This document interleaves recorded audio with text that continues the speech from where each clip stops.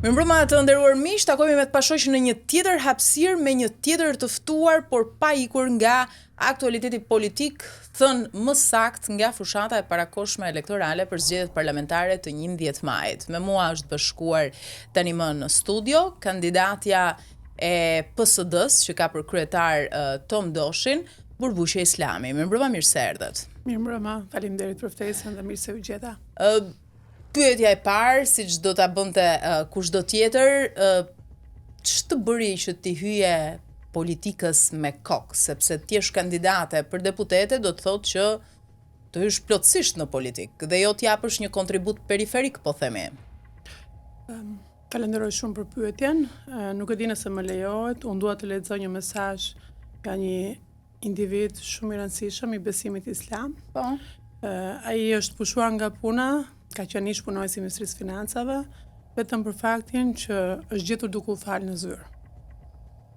Edhe sot ai jeton në Belgjik, jep kontributin e tij në fushën financiare në Belgjik dhe më ka sjellë një mesazh shumë frymëzues që unë ndoshta para se ti të merrje vendimin? Jo, ma ka sjellë sot. Okay. Realisht ma ka sjellë sot dhe kjo është një ndër arsyet që unë edhe pse kam vendosur të kandidohet të jem pjesë e politikës. Është i gjatë mesazhi apo jo? Është pak, por besoj është shumë i rëndësishëm. Se thelbi na duhet. Po, patjetër. Të them unë se duhet të votojnë ty Burbuqe edhe besimtarët muslimanë si gjithë shqiptarët. Duke qenë se ai është i besimit islam, ka qenë punojës i administratës publike dhe një profesionist shumë i derë. Votimi nuk është një akt që duhet parë përmes prizmit të fesë, por si një mënyrë për të mbështetur njerëz të ndershëm, të aftë dhe me integritet, të cilët mund të ndikojnë për mirë në shoqëri. Kur në sistemin politik ka njerëz me parime dhe moral të lartë, përfiton e gjithë shoqëria, përfshirë edhe komunitetin e besimtarëve. Trego respekt për ata që e shohin ndryshe. Disa mund ta konsiderojnë votimin haram dhe kjo është e drejta e tyre. Respektimi i mendimeve të ndryshme është pjesë e një shoqërie demokratike. Por për ata që e shohin votën si një mundësi për të bërë ndryshime, është e rëndësishme të zgjedhin njerëz që përfaqësojnë ndershmërinë, meritokracinë dhe drejtsinë. Ti Burbuqe nuk e sheh si mundësi abuzimi për vota besimin tënd, dhe jemi krenar për ty që je muslimane si ne. Zoti të ruajt, përgjegjësi të madhe ke marrë përsipër në konsiderat për ty. Nuk e di nëse mund t'ja them emrin apo mund të quhet reklam. Jo. Ky është Olsi Selami, ish punojës i Ministrisë Financave, sot ai jeton në Bruksel. Edhe për mua është një person që kur unë përfaqësoj strategjinë antikorrupsion në institucionin që unë përfaqësoja, unë përfaqësoj institucion Agjencinë e Administrimit, pasurive të sekuestruara dhe konfiskuara, ky përfaqësonte Ministrinë e Financave. Realisht në atë detyrë, jashtë detyrës pozicionit tim funksional në atë institucion, ishte një detyrë shtesë që institucioni ma kishte ngarkuar që unë ta përfaqësoj institucionin, kam dhënë kontribut maksimal që vërtet të merreshin masa ka të gjithë institucionet, të vendoseshin, të ndryshoheshin paketet ligjore, të vendoseshin mekanizma që vërtet të luftoheshin te korrupsioni. Dhe seriozitetin tim, përkushtimin tim dhe vizionin tim për të dhënë diçka të mirë që vërtet të parandalohet korrupsioni. Mos ketë mënyra që të ndodhë korrupsioni, sepse kur vjen korrupsioni ka ardhur pasoja. Ka ardhur ndikimi, por gjithçka ishte në marrjen e masave që të parandaloheshin. Pra, korrupsioni ka qenë shtysa? Korrupsioni patjetër që ka qenë shtysë kryesore, ka qenë nuk mund të isha spektatore e padrejtësive. Nuk mund të qëndroja më inaktive, duke parë se çfarë ndodhte në Republikën e Shqipërisë, duke parë se si trajtoheshin njerëzit që kishin nevojë të merrin një shërbim në institucionin publik, njerëzit në probleme, në hall dhe në nevoja, dhe si trajtoheshin njerëzit që kishin pushtet nga institucioni.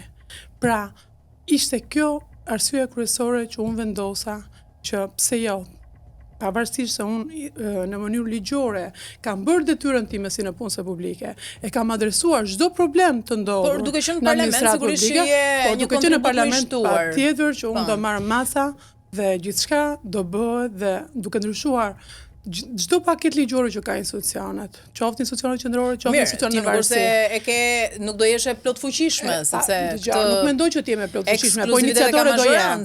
Po këto iniciatore do jam dhe jam e bindur, ndoshta mund të marr votat e disa deputetëve që nevojiten thjesht, mund të jenë edhe të forcave tjera politike, po jam e gatshme që do t'i bind që vërtet për interesat e qytetarëve të realizoj qëllimin për cilin unë kam iniciuar. Iniciativat edhe rrëzohen, po e rëndësishme është që ti ndërmarrësh. Iniciativat i ndërmarr, por unë kam një tipar karakter që momentin që unë e vendos të ndërmarr një iniciativë nuk e pranoj dështimin. Realisht shkoj deri në fund. Ky është karakteri që mua më individualizon, patjetër. Tani, pyetja tjetër është pse me PSD-n? Pse me PSD-n dhe jo me forcat tjera politike? Realisht, në bashkëpunimet që unë zjadh, qoftë në punët që unë kam, domethënë qoftë në pozicionin që unë administroj një kompani, unë gjithmonë kam karakter. Edhe në përzgjedhjen e klientëve dhe furnitorëve, unë kam shumë të rëndësishme karakterin e individit, me të cilin duhet bashkëpunoj. Për mua mund të jetë një person që mund të jetë shumë nivel i lartë ekonomik, mund të sjellë produktin në kohë, mund të përgjigjet për shumë, por në momentin që ai nuk e ka të rëndësishme atë që thot fjalën dhe çfarë thot sot e ndryshon të nesërmen, për mua nuk është në zgjedhjen e bashkëpunëtorëve që mund të jetë krah për krah me mua. Kjo ka qenë një arsye shumë e fortë që unë të vendos që me Tom Doshin, patjetër të kandidoj në siglën e Partisë Socialdemokrate dhe për lirinë që ai më ka dhënë që unë të bëj politikë. Është i vetmi kryetar që gjithmonë më thotë bëj politikën ashtu siç ti e mendon, unë do të mbështes.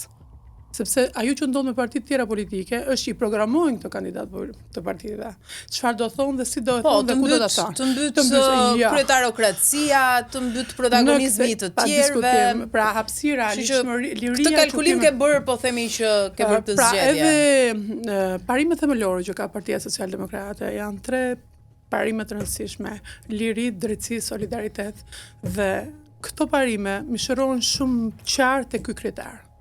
Por derisa më shërohen tek ai si individ, patjetër edhe në programin e kësaj partie jam e bindur që jo vetëm që do më shërohen, por do bëhet praktik ai program dhe do i vlej shumë interesave të shqiptarëve. Aktualisht besoj ti po bën fushat. Realisht. Edhe pse nuk ka filluar fushata zyrtare, por të gjithë po bëjnë fushat në mënyra të ndryshme. Çfarë të bën përshtypje, sepse është hera e parë që ti bën fushat? Po, është shumë e vërtetë. Çfarë sheh në terren, në kontaktin direkt me njerëzit? Çfarë të thon, çfarë i premton, çfarë të ka bërë përshtypje për mirë, për keq? Realisht, është shumë e vërtetë që unë është hera e parë që bëj politik, por kjo për mua nuk është hera e parë që unë të di problemet që ka ky vend. Unë i kam jetuar problemet e këtij vendi. I kam përjetuar duke qenë punonjës administrative publike, të gjithë padrejtësitë i kam përjetuar nën lëkurën time. Dhe kush më mirë një që e ka përjetuar mund ta bëjë ndryshimin më mirë se ai. Pra, unë në pozicionin që kam pasur, ka qenë pozicion që unë patjetër duhet të ndërveproja me të gjithë institucionet e Republikës së Shqipërisë, qoftë me drejtoritë përgjithshme të organeve, qoftë me autoritetin portual, qoftë me bankat e nivelit 2 të Republikës së Shqipërisë, qoftë me Bankën e Shqipërisë, qoftë me ministrit për kaca, që ku do të merreshin leje gjithçka tjetër. Pra, qoftë në prokurorinë e posaçme antikorrupsion, qoftë në gjykatën e posaçme. Pra ka qenë një pozicion që dashje pa dashje ti të ndërlidhe me gjithë këto institucione. Dhe çfarë ndodhte? Në momentin që ti aplikoje të drejtorë e përgjithshme të organave për të marrë një magazinë doganore, unë kam qenë si administratore nga shteti, më kupton, dhe kur nuk më përgjigjeshim mua që isha emëruar nga SPAK, e kupton ti se çfarë përgjigje mund t'i japë një biznesmeni të thjeshtë, që nuk ka, domethënë nuk është administrator thjesht që e kanë emëruar pronarët. Kur nuk më përgjigjeshin mua institucionet që të vinin të bënin kontrollin e autoritetin portual, por punojësit e mi që ndrojnë në temperatura 40 gradë në port, nuk vini punojësit e organës, nuk vini punojësit e autoritetit portual dhe nuk vishin policia me pretendimin që nuk vjen qeni para orës 5 sepse ka vap. Dhe qeni antidrog nuk nuhaset dot në vap, por duhet se mbas orës 5 që do nuhaste. Dhe punojësit e mi, krijesa njerëzore, duhet të qëndronin shtrirë atje derisa të vinte qeni dhe të bënte kontrollin dhe të dilte kontenjerim. Po ndërkohë kishte shumë kontenjer të tjerë që dilnin para radhë fare. Pra, aq egoiste është bërë kjo administratë, ky nivel pushteti, sa që domethënë nuk e kishin frikën as për ballë meje, duke qenë si ishte administratore e emëruar nga shteti. Dhe komunikonin me financierën dhe i thonin po të doj paguaj lekët, për ndryshe nuk ta ofrojmë shërbimin, jo mua. Nuk ma thonin mua këtë. Po i thonin financierës, paguani siç paguajnë të tjerët. Po ka ardhur kohë që ne do themi stop këtyre gjërave. Nuk mund të pranohet me kjo, por biznesi veç që të mbështetet, sepse motori i zhvillimit ekonomik një vendi është biznesi. Dhe ne po si dam dorën biznesit, që biznesi të gjenerojë Çfarë? Duke i vendosur gjoba këtij biznesi, ne do t'i mbështesim bizneset. Duke ha bërë çdo gjë të vështirë. Unë në eksperiencën që kam parë për 9 vitesh, duke qenë administratore e pasurive të sekuestruara të konfiskuara, arrit them që biznesmenët shqiptar e kanë temperaturën gjakut zero. Sepse durojnë shumë. Dhe kur ju thoj pse nuk ankoheni, pse nuk bëni gjithë bashkë, po si do ankohemi, thonin, sepse ato të vinë nesër dhe të mbyllin biznesin. E kupton se çfarë ndodh në Republikën e Shqipërisë. Dhe unë duke parë gjithë këto skena, film horror, jo film që ti mund të relaksohesh, po film horror. Si mund të qëndrojë individi kaq pa reaguar, domethënë kaq indiferent.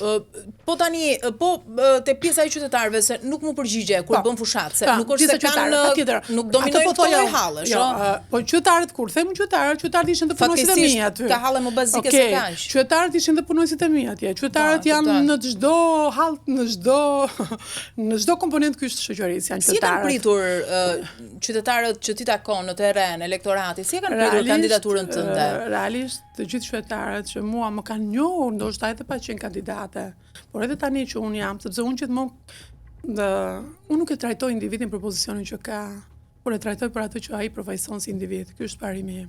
Dhe unë gjithmonë i kam mbështetur njerëzit, thjesht me aq sa unë kam pas mundësi të zgjidh hallet e tyre edhe pa qenë kandidate për deputeta. Udhëhiqem nga parimi, edhe ndoshta edhe besimit që unë praktikoj, duaj për tjetrin ato që dëshiron për vete. Dhe unë gjithmonë përpiqem që edhe kur më paraqesin ndonjë hall, t'u gjendem në një farë mënyre të ndryshme, që vërtet t'u zgjidh hallin problemin që ato kanë. Gjithmonë kam qenë mbështetje e tyre dhe realisht kur këto qytetarë kanë parë që unë kam dalë kandidate, ato edhe kanë lutuar nga emocionet. Ti e meriton tha më shumë se çdo kusht tjetër ti jesh atje. Sepse nëse unë e mora kredinë e but në bashki, më thot, dhe ishte për faktin sepse ti i kërkove llogari atij institucioni që të më jepte kredinë e but. Dhe prandaj tha unë e mora, sepse mua më kishin zvaritur. Pra ka shumë njerëz që unë pavarësisht se nuk ka qenë kompetenca imja, që unë t'ua jepja direkt ndihmën atyre. Por fakti që unë i kam kërkuar llogari institucionale, me shkresa, me burokraci, me gjithçka tjetër, sipas ligjit i takon kur i takon një gruaj divorcuar me një fëmijë të vetëm, patjetër që i takon kredi abut. Nuk mund ti thuash që ti s'të takon dhe ta kalosh në fazën tjetër. A e ke, po themi, avantazh të qenit besimtare, qytetarët e shohin këtë pjesë, a i ngjall atyre më shumë besim ky fakt dhe për ty a është një avantazh i shtuar? Unë jam rritur me besimin islam. Nuk vi nga familje muslimane praktikante, domethënë, unë jam rritur, thjesht jam muslimane. Duke qenë se këtu politikanët rëndom gjykohen, por më së shumti fatkeqësisht edhe janë të korruptuar, pra jo figura krejtësisht pastra, duke marrë parasysh bilancin e të qenit në politik për shumë vite në këtë vend. Janë sprovuar pra. Prandaj i them që kjo pastërtia jote a ngjall besim të shtuar? Unë mendoj që nuk është patjetër që edhe besimi islam ndikon që një person nëse vërtet e beson sinqerisht Zotin, duhet ta di se çfarë përgjegjësie do ketë ke Zoti për çdo lloj abuzimi që ai mund të bëjë. Jam e sigurt për këtë pjesë, por gjithçka varet nga karakteri i individit. Unë jam rritur nga një familje shumë modeste dhe gjithmonë më kanë mësuar që gjëja tjetër të shtetit dhe ti puna nuk merret si privilegj, por merret si përgjegjësi. Dhe unë kam dalë kandidate në parlament për të qenë një deputete deri në parlament për të marrë përgjegjësi mbi supe dhe për të qenë një zë shumë i fuqishëm i të gjithë qytetarëve shqiptarë në parlament. Por asnjëherë në momentet që unë do i me pranishme, kur nuk do lejohet padrejësi të kryhet. Jo, në çështë se kisha pyetjen se për shembull, edhe unë personalisht prirem të mendoj që prit pak se kjo është një kandidate besimtare që do të thotë kjo është më pak e mundshme për të bërë diçka të keqe, përkundrazi, kjo mund të bëjë më shumë të mira sepse është besimtare dhe besimi e plotson individin. Besimi e plotson individin. Nuk do të thotë që automatikisht ti mund të jesh figurë e pastër. Tani besimi patjetër që është komponent shumë i rëndësishëm, por besimi jo detyrimisht duke u fshehur pas besimit islam, ai mund të jetë person i përgjegjshëm. Prandaj po them që është shumë e rëndësishme, domethënë që karakteri i një individi, pavarësisht unë edhe po mos e kisha këtë mbulesën, edhe me mbulesë, unë po i njëjti person do isha. Pasi unë jam rritur me këto parime, me këto vlera morale. Nëse si impakt të parë të shërben, si impakt të parë, pastaj do provojësh rrugës, sigurisht si gjithë të tjerët. Pa diskutim, ajo që unë përveç qytetarëve shqiptar, patjetër ftoj të gjithë besimtarët muslimanë si pjesë e identitetit shqiptar. Nëse ato mendojnë që mund të ketë një kandidate më të aftë, më vizionare dhe më e përgjegjshme dhe ndershme se sa unë patjetër të votojnë dikë tjetër. Por nëse ata mendojnë që unë i plotësoj këto kritere, patjetër që e kanë detyrim të ma japën votën. Si ke pritshmërit për 11 majin? Ke bërë kalkulimet e tua, pritshmëri me këmbë në tokë flasun, jo? Pa diskutim. Unë prirem nga vetë besimi i tepruar. Si individ, por unë nuk dyshoj në votën e asnjërit person që ka bashkëvepruar me mua për gjatë gjithë eksperiencës time. Nuk kam asnjë dyshim që kushdo person që e njeh Burbuqen, patjetër që votat i personit do jetë për Burbuqen. Dhe për këtë jam shumë e bindur dhe data 12 maj do vërtetoj gjithçka. Po mirë, se ti nuk është se njeh të gjithë elektoratin që do të votoj, jo? Realisht, unë nuk është se i njoh të gjithë elektoratin, sepse vetëm unë kandidoj për qarkun e Tiranës dhe në bazë të statistikave të zgjedhjeve të kaluara 400.000 votues kanë qenë në Tiranë që kanë votuar. Po pra, po Tirana është e madhe dhe nuk është se i njeh të gjithë. Shumicën për herë të parë takon në fushat kanë përshtypjen. Unë vlerësoj shumë juve për mundësinë që më jepnin media që unë të prezantoj veten time si kandidate dhe të më njoh një opinion edhe më i gjerë, sepse nëpërmjet artikulimit dhe diskutimit që ne bëjmë bashkë, patjetër ato arrin të kuptojnë edhe më shumë se çfarë fshihet pas Burbuqes dhe kush është Burbuqja, sepse jo të gjithë kanë pasur mundësinë vërtet më takojnë në jetë. Por unë jam një gjë e kam të qartë, që ato persona që mua më njohin, jo vetëm ato vetë si individ, por edhe rrethi i tyre familjar, patjetër që më kanë garantuar votën. Dhe për këtë nuk jam dyshuese fare.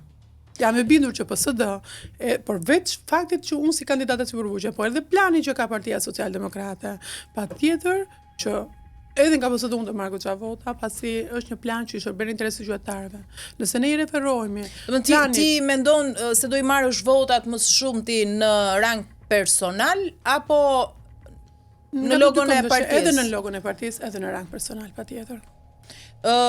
Për shembull, si ke pritshmërit më sakt për votat që mund të vinë nga komuniteti musliman, sepse është shumë i gjerë? Realisht nga apo jo domosdoshmërisht. Jo, personat nga komuniteti musliman që kanë pasur mundësi të më njohin edhe nga afër. Po them komponent kyç të këtij komuniteti musliman. Njerëz shumë të rëndësishëm. Unë nuk e dyshoj kur votën e tyre. Jam e bindur që ato më mbështesin me këshilla çdo ditë. Unë nuk jam vetëm Burbuqja, unë kam një platformë pas Burbuqes.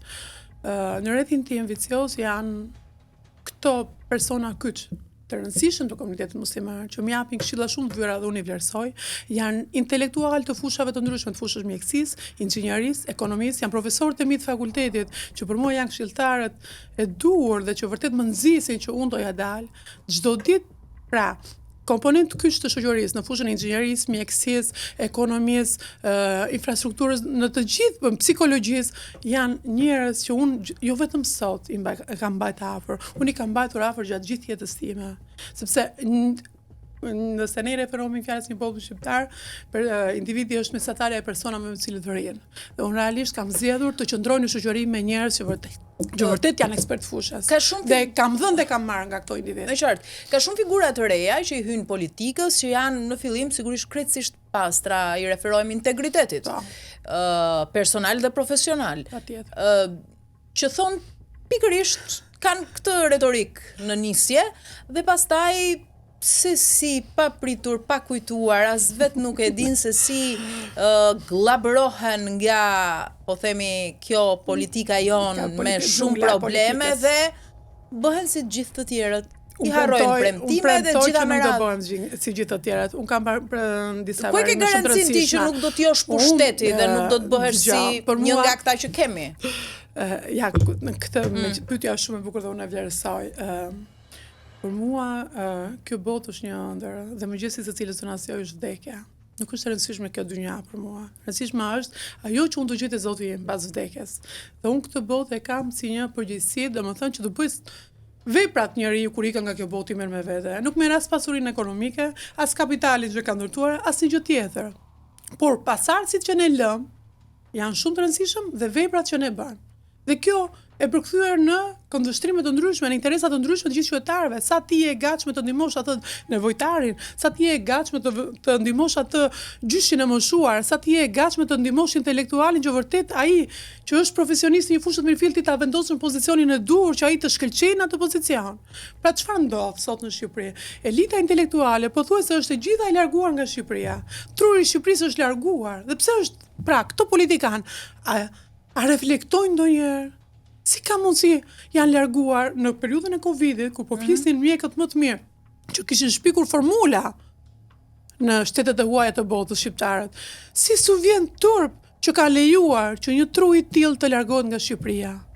Sepse shumë mirë ato mjek mund të merren në Shqipëri dhe t'u ofrohet dhe paga e tyre në nivele të caktuara. Të merren ato ekonomistë që kanë shkuar jashtë dhe që drejtojnë kompanitë më të fuqishme të botës, të sillen në Shqipëri dhe t'i vendosin në pozicione kyçe të administratës publike, ku ato vërtet të shkëlqejnë, siç kanë shkëlqyer jashtë botës, po të shkëlqejnë në Shqipëri, dhe të thithim dhe investitorët e huaj, dhe ekonomia të ecën përpara, dhe të mbështeten gjithë shtresat e nevojë, dhe t'i japin më start Shqipërisë, ta nxjerrim nga ky kaos Shqipërinë tonë të bukur. Por t'i kthejmë një fytyrë të re. Dhe kjo është arsyeja pse unë vendosa që të krijojmë një ide të re për një politikan, për politikanët e së ardhmes. Unë i ftoj shumë intelektuale që mos të rinë pa reaguar, por të dalin dhe të thonë që tani ka ardhur radha që Shqipërinë ta drejtojnë intelektualët. Boll intelektual, të cilët për interesat e tyre personale harrojnë interesat e qytetarëve. Boll, t'i themi stop kësaj periudhe. Kjo është arsye pse Burbuqa ka vendosur të merret me politikë. Për të treguar që intelektualët kanë ca përrime që kur nuk i shesin për asnjë arsye tjetër. Janë ndryshe nga kjo shtresa e politikanëve që ne kemi në parlament. Nuk janë po ajo kategori, nëse siç po e the, këto deputetë që ne kemi në parlament, diku që janë shprehur ndryshe dhe si kanë vajtur atje, kanë ndryshuar gjithçka, për mua nuk e meritojnë të në parlament. Një mesazh për votuesit e tu. Mos shumë ti për atë që quhet elektorat grim, që nuk e di akoma se kë do të votoj. Pse duhet të votoj ty? Jo vetëm elektoratit gri, unë dua t'i ftoj të gjithë qytetarët shqiptar. Qytetarët shqiptar janë raca më e bukur që ekziston. Janë raca më e zgjuar, janë raca më e pastër. Ju lutem, mos e shisni dinjitetin tuaj për një votë. Në momentin që u shisni votën tuaj, shisni të ardhmen e fëmijëve tuaj. Ta bëjmë Shqipërinë një vend ku ta ketë ëndër e gjithë bota të jetojnë në Shqipëri. Ta bëjmë Shqipërinë vendin e meritokracisë. Ta bëjmë Shqipërinë vendin ku nuk ekziston nepotizmi. Ta bëjmë Shqipërinë ëndrrën e të gjithë shqiptarëve. Kaq dua t'ju them, unë nuk dua të rrëmbej vota, dua zemrat e qytetarëve shqiptar, dua besimin e tyre. Nuk dua asnjë gjë tjetër. Falenderoj shumë dhe duroj shumë suksese. Sigurisht do shihemi në vazhdim kur të jetë kulmi i fushatës elektorale. Faleminderit që ishe me mua, faleminderit ju që na ndoqët, pa shoqëri kthehet sërish në mërkurën e ardhshme.